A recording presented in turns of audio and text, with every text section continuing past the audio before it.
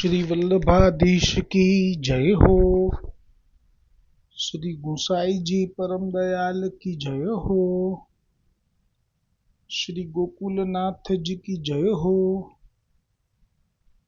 સર્વોત્તમ સ્તોત્ર શ્રી ગુસાઈજી પ્રભુએ નિજ આનંદ માટે વલ્લભના ગુણગાનનો લાભ લેવા માટે અને સર્વ વૈષ્ણવી સૃષ્ટિને શ્રી મહાપ્રભુજી વલ્લભાચાર્યજીનું સ્વરૂપ સમજાય તેવા ભાવથી 108 આચાર્ય ચરણ શ્રી મહાપ્રભુજી વલ્લભાચાર્યજીના નામો આપે પ્રગટ કર્યા છે.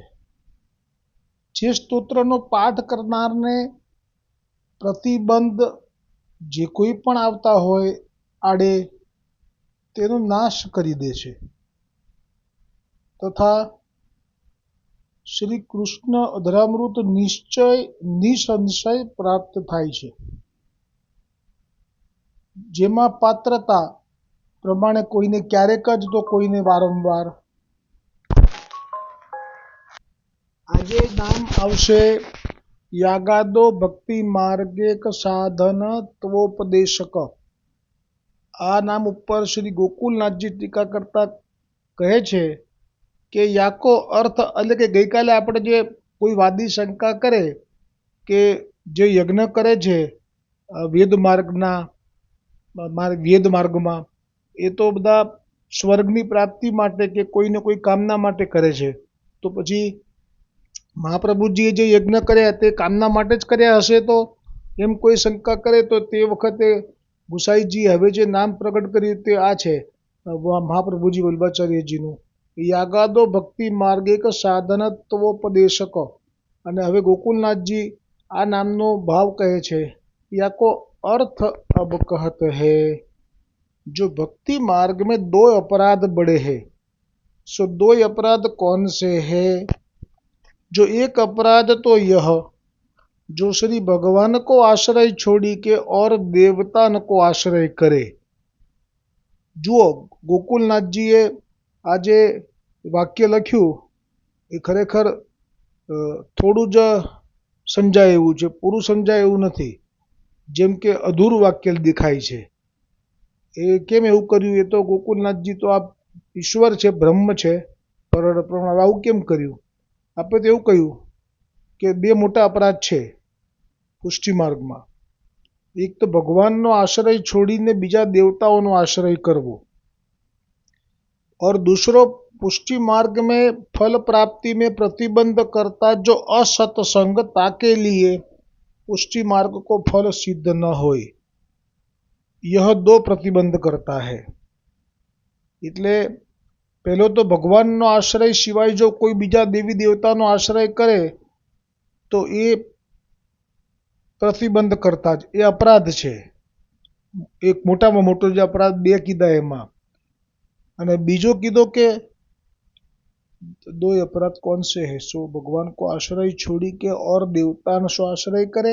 અને બીજું કહ્યું કે दूसरो पुष्टि मार्ग के फल प्राप्ति में प्रतिबंध करता जो है सो असत्संग जाके लिए पुष्टि मार्ग को फल सिद्ध न होए. તો આ 2 મોટા અપરાધ છે. અત્યારે જે આ અપરાધ કીધા એમાં એક ભગવાનનો આશ્રય એટલે આપણે એમ સમજવાનું ભગવાન તો બધા જ છે. વિષ્ણુ એ ભગવાન છે, રામ એ ભગવાન છે, નરનારાયણ એ ભગવાન છે, ઋષિ એ ભગવાન છે. તો પછી ભગવાનનો આશ્રય છોડીને એટલે શું સમજવું? એટલે પુષ્ટિ માર્ગમાં ભગવાન એટલે વ્રજના રસો વૈશ્ય પૂર્ણ પુરુષોત્તમ શ્રી કૃષ્ણ. અને પછી કહ્યું કે બીજો અપરાધ મોટામાં મોટો કે અસત્સંગ જો કરે તો પુષ્ટિ માર્ગનું ફળ જ સિદ્ધ ના થાય. તો એ અસત્સંગ કોને કહેવાય? તો એ અસત્સંગ એટલે જેમને મહાપ્રભુજીમાં, શ્રી ગુસાઈજીમાં, શ્રી યમુનાજીમાં, શ્રી બ્રજભૂમિમાં, શ્રી ગિરિરાજ ગોવર્ધન મહારાજમાં પ્રીતિ નથી અને છતાંય કોઈ સત્સંગ કરી રહ્યું છે તો એ સત્સંગ જે એ લોકો માટે બરાબર હશે પણ આપણા માટે એ પુષ્ટિ માર્ગનું ફળ સિદ્ધ નહીં થવા દે. સો અસત્સંગ छुड़ाई के श्री महाप्रभु जी वल्लभाचार्य जी भगवत भक्तन को सत्संग करीबे को उपदेश किए हैं. अरु यज्ञादिक करनो तामे सर्व देवतान को बुलाई के।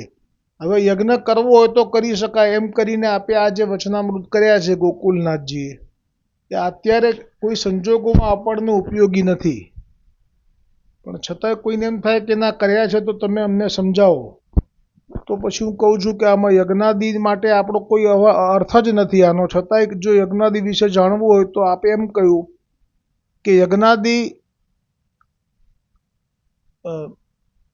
यज्ञादि करनो तामे सर्व देवताओं को बुलाय के विभाग देते हैं. તો આ અત્યારે રહ્યું નથી, એ વખતે હજી પણ હતું 500 વર્ષ પહેલા સુધી. એમાં એવું હોય કે જ્યારે યજ્ઞ કરવામાં આવે ત્યારે એ દેવતાને, જે તે દેવતાને આપણે મંત્રોથી આહ્વાન કરીએ તો એ દેવતાને આવવું પડે, પછી એ દેવતાનું પૂજન કરવું પડે, અને પછી એ દેવતા પાસે માગવું પડે, અને પછી એ દેવતા આપે. તો એમ કહે છે કે સર્વ દેવતાન કો યજ્ઞાદિક में बुलाए के विभाग देते हैं, भाग આપવો પડે એમનો. તો હા સર્વ દેવતાન કો પૂજાદિક કરત હે તામે અન્યાશ્રય હોત હે. એટલે કે જે કે એવો યજ્ઞ ન કરવો કે જેમાં કંઈક કામનાથી થતો હોય અને દેવતાઓનું પૂજન કરવું પડતું હોય, એવો યજ્ઞ નહીં કરવો. अरु सर्व देवताओं को विभाग हूँ यथा योग्य दियो जाए तब यज्ञ किए ते मोक्षादि फल प्राप्ति होय सो तो कोई करत नहीं. એટલે કે જે યજ્ઞ પહેલાના વખતમાં જે થતા એ મોક્ષના ફલ માટે પણ થતા. જેમ કે દ્રષ્ટાંત તરીકે પ્રમાણમાં વાલ્મીકી રામાયણમાં દશરથ રાજાએ પોતાના પરંપરામાં જે એમના પિતા થયા અજ, અને એમના પિતા જે થયા રઘુકુલમાં, એ બધા જ રાજાઓએ આ જે યજ્ઞ કયો અત્યારે એ બધાએ કરેલો છે. વાલ્મીકી રામાયણમાં વર્ણન છે. દશરથ રાજાએ સ્વર્ગની કામનાથી યજ્ઞ કરેલો છે, અને બધા દેવતાઓએ પ્રગટ થઈ અને એમનો યજ્ઞ સફળ થયો એટલે કહેલું કે તમારું શરીર મૃત્યુ પામશે, પછી તમે દિવ્ય શરીરથી સ્વર્ગલોકની પ્રાપ્તિ જરૂરથી કરશો. એ પ્રમાણ પણ છે. અને પછી જ્યારે સ્વર્ગમાં હતા ત્યારે એ જાણતા રહેતા કે નીચે તો રામચંદ્રજીમાં એમનું મન હતું. રામચંદ્રજીના વિયોગથી તો એમને દેહ છૂટેલો, એટલે રામચંદ્રજીના વિશે ચિંતન કર્યા કરે. સ્વર્ગમાં પણ રામજીનું જ ચિંતન કરતા હતા. પછી જ્યારે રામજીએ સાકેત ધામમાં પ્રવેશ કર્યો ત્યારે આપે નારદ મુનિને આજ્ઞા કરી કે તમે હવે સ્વર્ગલોકમાં જઈ અને દશરથજી મારા પિતાજીને અહીંયા લેતા આવો.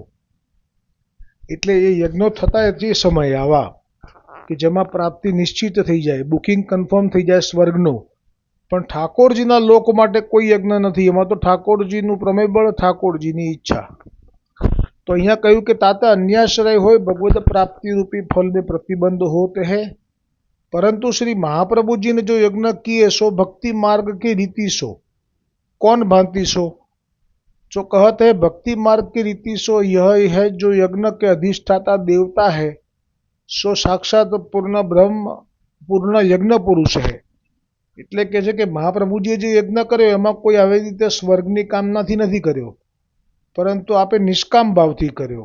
ને યજ્ઞમાં નિષ્કામ ભાવથી કેવી રીતે થાય? તો કે છે કે યજ્ઞમાં કોઈ જાતનું ઈચ્છા નહીં કરવી, કે કોઈ સંકલ્પ લેવો નહીં કે મને આ ફળની પ્રાપ્તિ માટે યજ્ઞ થાય, પણ એવો સંકલ્પ લેવો કે બસ પ્રભુની પ્રસન્નતા માટે આ યજ્ઞ થાય, સૌનું કલ્યાણ થાય એના માટે આ યજ્ઞ થાય, જન કલ્યાણની ભાવનાથી યજ્ઞ થાય. તો એ યજ્ઞ નિષ્કામ યજ્ઞ થઈ જાય છે, એમાં અન્યાશ્રય થતો નથી. અને કહે છે કે તેમાં જે પૂર્ણ બ્રહ્મ યજ્ઞ પુરુષ છે એ જ મુખ્ય હોય છે. અને જે બ્રહ્માદિક શિવ અને ઇન્દ્ર દેવતા એ તો બધા ભગવાનના વિભૂતિ રૂપ ગણાય, એમના અંશ રૂપ ગણાય, એ ભાવ હોય છે. એટલે એમાં પણ અન્યાશ્રય થતો નથી. અને ભગવાન કે આશ્રિત આજ્ઞાકારી હે આ બધા શિવ અને બધા. जैसे लौकिक में चक्रवर्ती राजा के आश्रित आज्ञाकारी सर्व राजा है, या रीति सो महाप्रभु जी यज्ञ किए हैं, तब मुख्य यज्ञ भोक्ता यज्ञ पूर्ण श्री पूर्ण ब्रह्म श्री भगवान को अधिष्ठाता करी यज्ञ किए हैं. अरु सगर देवता इंद्र ब्रह्मादिक शिवादिक को श्री भगवान की विभूति जान सम्मान करी विभाग दिए हैं. મુખ્ય અધિષ્ઠાતા ફલદાતા જાણી વિભાગ નહીં દિએ હે, એટલે એમને મુખ્ય નથી ગણ્યા, પૂર્ણ બ્રહ્મને મુખ્ય ગણ્યા. જો એમને મુખ્ય ગણ્યા હોત ને મહાપ્રભુજીએ, તો પછી એ સત્સંગના એ અસત્સંગ કહેવાય. अरु स्वर्गादिक मोक्षादिक फल की कामना करी कछु यज्ञ महाप्रभु जी ने नहीं किए हैं, केवल वेद मार्ग को दृढ़ करने के लिए आप यज्ञ किए हैं. હવે આ યજ્ઞ કેમ કરવા પડ્યા? તો કે આપે જે દ્વિજ કુલમાં પ્રગટ થઈ આચાર્ય પદ સ્વીકાર્યું, એટલે એ પદની ગરિમા જાળવવા માટે કરવા પડ્યા. વૈષ્ણવોને કરવાની જરૂર નથી, છતાં આજ્ઞા કરશે કોઈને કરવું હોય તો કેવી રીતે કરાય. और उस स्वर्गादिक मोक्षादिक फल की कामना करी कछु यज्ञ नहीं किए, केवल वेद मार्ग को दृढ़ करने के लिए आप यज्ञ किए. जो यज्ञ पूर्ण ब्रह्म स्वरूप तो आप ही प्रगट भये है. बस આખા આજનો પ્રસંગ એવો છે કે એમાં યજ્ઞ અત્યારે કોઈ થતા નથી, છતાં પણ હવે આ નામ પ્રગટ કર્યું છે, એ વખતે આનો મહિમા હશે, અત્યારે નથી. પણ મને આખા આ વર્ણનમાંથી એક જ વાક્ય છે, એ જેટલું બધું વજનદાર ને સુંદર છે કે એનાથી સંતુષ્ટ થઈ ગયો હું. અને એ વાક્ય છે કે જો યજ્ઞ પુરુષ પૂર્ણ બ્રહ્મ સ્વરૂપ તો આપ ही प्रगट भय है. बोलो वल्लभाधीश की जय. ब्रह्म स्वरूप श्री जगत गुरु वल्लभाचार्य जी की जय. आप જ છો પરણ બ્રહ્મ, ताते भक्ति मार्ग में प्रकट करता आचार्य रूप है. ताते जो वेद में पदार्थ है सो सर्व आश्रम को कर्मादि आप करत है. એટલે આપણે બધું કર્મ કરવું પડે છે, એક ગરિમા જાળવવા, એક બાહ્યોપચાર, એક લોકાચાર માટે. તથા જેમ કે રામજીએ કહ્યું કે ના મને ખબર છે કે સીતા એ તો અણિશુદ્ધ છે, પણ બાહ્ય એટલે કે લોકોની વાતો જે એમના દૂત સાંભળી લાયા કે આવી રીતે લોકો એમ કહે છે કે આ તો એની પરીક્ષા કર્યા વગર ઘરમાં કેવી રીતે લેવાય, આ તો રાક્ષસની રાતોની રાતો પસાર થઈ છે. એટલે લોકોના માટે થઈને લોકોપચારથી રામજીએ એનો ત્યાગ કર્યો અને એ બધી લીલા થઈ. તથા આપને નીચ અંગીકૃત જો પુષ્ટિ માર્ગીય ભક્ત है तिनको आप शिक्षा हु किए है. जो तुम्हारो मन यज्ञादिक करवे को હોય તો સુખેન કરો, પરંતુ બ્રહ્માદિક શિવાદિક શેષાદિક इंद्रादिक देवता ऋषिश्वर को मुख्य अधिष्ठाता फलदाता जानी के विभाग मत दीजियो. फलदाता अधिष्ठाता तो एक पूर्ण ब्रह्म श्री कृष्ण यज्ञ पुरुष फल रूप जानियो तो तुम करो. और सकल देवता ऋषिश्वर मुनीश्वर की को तो श्री प्रभु जी की विभूति जानी, भगवान की आज्ञाकारी सेवक जानी विभाग दीजियो. फलदाता फल रूपा यज्ञ भोक्ता तो एक पूर्ण ब्रह्म है ऐसे जानियो. अरुआलोक संबंधी पुत्र धनादिक की कामना करी के तथा स्वर्गादिक की कामना करी के तथा चतुर्विध पुरुषार्थ धर्म अर्थ काम मोक्ष की कामना करी के तथा अपवर्ग जो चतुर्वर्ग मोक्ष सालोक्यादि सारूप्य सानिध्य सायुज्य आदि की कामना करी के यज्ञ मती करो. એટલે જે યજ્ઞો થતા હતા એમાં આ પણ આવી ગયા. 4 પ્રકારના જે મોક્ષ છે, ભગવાનના વૈકુંઠ ધામમાં રહેવાનું, નજીક અંદર જ રહેવાનું, અને એમના જેવા 4 હાથવાળા સારૂપ્ય થઈને રહેવાનું, અને એમનામાં ભળી જવાનું સાયુજ્ય. આ ચારે ચારની કામનાથી પણ યજ્ઞો થતા હતા. એ પણ ના પાડી કરવાની. કેમ કે તમે બધા તો ઠાકોરજીના અંગ સંબંધી સૃષ્ટિ છો, તમારે આ યજ્ઞમાં આવા ફળથી કોઈ પ્રયોજન નથી. केवल निष्काम होई परमात्मा श्री भगवान को संतुष्ट प्रसन्न करणार्थ यज्ञ करियो तो तुमको अन्य देवी देवता को आश्रय बाधक न होइगो. और धर्मार्थ की निष्काम तुमको अन्य बाधक न होइगो. स्वसत्ता को अन्य विनियोग न होइगो. એટલે કે જે સમર્પિત દ્રવ્ય છે બ્રહ્મ સંબંધ પછીનું, એનો બીજે વિનિયોગ નહીં થાય. એ સીધું પાછું પરણ બ્રહ્મ એટલે એમાં જ જશે. બ્રહ્મ સંબંધનો અર્થ જે થયો ને, બ્રહ્મ સંબંધ એટલે એ જ બ્રહ્મને અનુલક્ષીને યજ્ઞ થયો, એટલે એ અસમર્પિત, અને એટલે દ્રવ્ય પ્રોપર ગયું કહેવાય, એ અન્ય વિનિયોગ ન થયો કહેવાય. યા ભાંતિ સો अपने निज अंगीकृत भक्तन को यज्ञादिक कर्मादिक करीबे को आप उपाय करत है बतावत है. और सर्व अन्याश्रय प्रतिबंध को दूर करी पुष्टि मार्ग की रीति प्रकट किए यह जतावे के लिए श्री गोसाई जी आप श्री महाप्रभु जी को किए जो यागादि भक्ति मार्गे साधनत्वोपदेशक હવે આ એક વાત નીકળી છે, બસ આ વિરામ પામે એ પહેલાં ગોકુલનાથજી છે ને એમને પણ આવો મનોરથ થયો હતો કે મારે પણ યજ્ઞ કરવો છે. એટલે આપના સૌથી જે જ્યેષ્ઠ દાદાભાઈ ગિરધરજી છે એમને જ વિનંતી કરી કે મારે યજ્ઞ કરવો છે, જો આપ આજ્ઞા આપો તો. એટલે વિનંતીમાં પછી આજ્ઞા આપવી હા કે ના એ તો ગિરધરજીએ આપને નક્કી કરવાનું. એટલે આપે આજ્ઞા કરી કે ના, યજ્ઞ નથી કરવાનો. બસ પછી આપ જેવા બહાર આવ્યા યજ્ઞ માટે ના પાડ્યા પછી, ત્યારે એક વૈષ્ણવ સેવિકા, નામ ભૂલી ગયો, કૃષ્ણદાસીની છે કે મને યાદ નથી રહ્યું, પણ એ મળ્યા અને એ તો બુજુર્ગ હતા, વડીલ હતા. એટલે કીધું કે કેમ બાવા ઉદાસ છો? તો કે મને મારા દાદાભાઈએ યજ્ઞ કરવાની ઈચ્છા હતી પણ ના પાડી. તો પ્રભુએ એમના હૈયે બેસીને કહ્યું કે બાવા, ब्रज में यज्ञ करने को अर्थ है ब्रज के जो अलौकिक जीव है वो सब या में जल के भस्म हो जावे, बहुत बड़ो अपराध पड़े, कभी ब्रज में यज्ञ करने को इच्छा नहीं करनो. આટલી મોટી વાત ગોકુલનાથજીને તે સેવિકા શ્રી ગુસાઈજીની, જે નામ ભૂલી ગયો છું, જો કૃષ્ણદાસીની હશે કે બીજું કોઈ, પણ આવી રીતે આપે જવાબ આપેલો. યજ્ઞની ઈચ્છા ગોકુલનાથજીએ પછી કાઢી નાખી હતી. એટલે આજે અહીંયા तहाँ कोई अब पूर्व पक्ष करे, जो वेद में यज्ञादिक को फल स्वर्गादिक की प्राप्ति कही है, ताते श्री महाप्रभु जी को स्वर्गादिक की कामना होगी, ताते यज्ञ किए होंगे. या भांति सो कोई आशंका करे सो दूर करने के लिए और हूँ आगे श्री महाप्रभु जी वल्लभाचार्य जी को नाम श्री गुसाई जी कहे है पूर्णानंद. આ છે 51નું નામ. આ નામથી આપ ગોકુલનાથજી ટીકા આવતીકાલે કરશે કે આપને તો શા માટે સ્વર્ગની કામનાથી યજ્ઞ કરવો પડે, કેમ કે આપનું નામ જ કયું કહી દીધું? પૂર્ણાનંદ. જેમ પહેલું નામ આવ્યું હતું ને આનંદ, બરાબર 51નું નામ આવ્યું પૂર્ણાનંદ.